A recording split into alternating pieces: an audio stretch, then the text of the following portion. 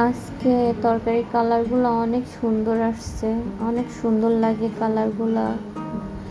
আসসালামু আলাইকুম এভরিওয়ান, কেমন আছেন সবাই? আজকে আবার রান্না করতেছি, তো একটা ভিডিও নিয়ে নিলাম আপনাদের জন্য। তো আমারও ভালো লাগতেছে ভিডিও করতে বা আপনাদের সাথেও শেয়ার করে। তো আমাদের সাথে থাকেন, আমি রান্না করি, আমার সাথে থাকেন, দেখেন আমি কি করি না করি।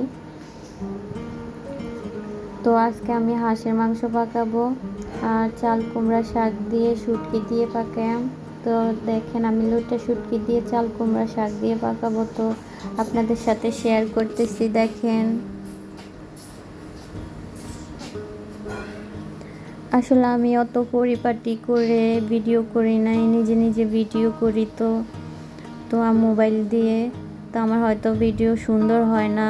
আর আমার রান্না করার পাতিলগুলা মানে যখন যেটাতে পাকাই ওই রকমভাবে আমি করি নাই, কারণ এটা গ্রামের বাড়িতে অত পরিপাটি করে বা অত সেজে গুজে পারি না। হয়তো নতুন ভিডিও করতেছি, আস্তে আস্তে অভ্যস্ত হব। তো অত সুন্দরভাবে করতে পারি নাই, নিজে যেটুক পারি একে একে ওটুকু করতেছি।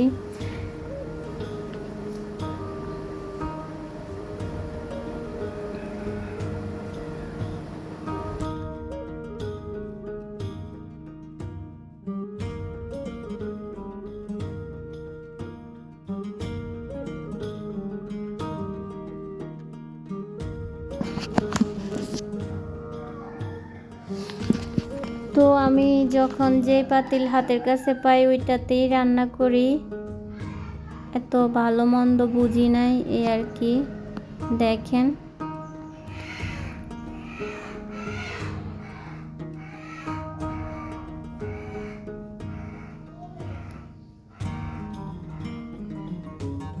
আপনারা যদি আমাকে একটু সাপোর্ট করেন, আমার ভিডিওগুলো দেখেন, আমাকে লাইক সাবস্ক্রাইব করেন, ফলো দেন, তাহলে আমি অনেক এগিয়ে যেতে পারবো। আমার পাশে থাকেন, আপনারা একটু সহযোগিতা করলে আমিও পারবো।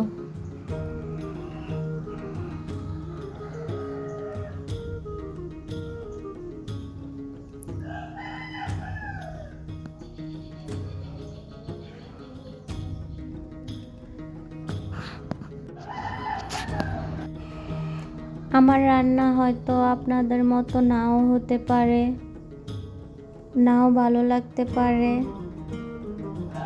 কারণ যার যার ধরন যেরকম, যার রান্না যেরকম, সবাই রান্না তো আর একরকম হয় না।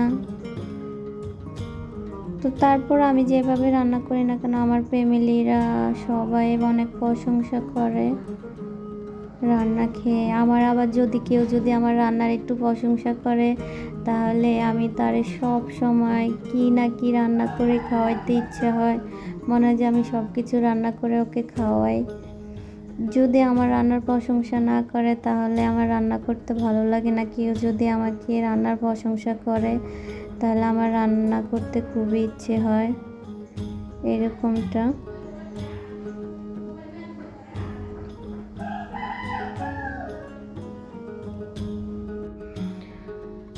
তো আমার রান্না শেষ পর্যায়ে, প্রায় আমার রান্না হয়ে গেছে। তো আমার ভিডিওগুলো যদি ভালো লাগে, তাহলে আমার পাশে থাকবেন, দোয়া করবেন যাতে আপনাদের মতো হতে পারি। ভালো থাকবেন, আল্লাহ হাফেজ।